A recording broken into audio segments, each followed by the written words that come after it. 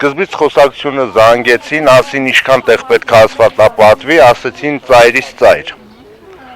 ուղղությամբ։ Հետո կրճատվավ դառավ 5 մետր, 5 դառավ 4, բնակիչների բողոքից առաջացավ դառավ 4.5։ Այս ասֆալտը, ասենք, երկար կյանք չունի։ Պարզապես այսպես ասած, մի քիչ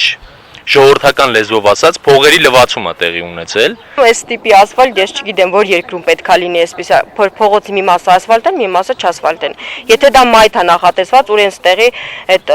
բորդյուրները։ Ջուրը լցվելու է մեր տունը։ Մենք մեր ուժերով պետքա բարձրացնենք, այդքան հեշտ է մեր ուժերով։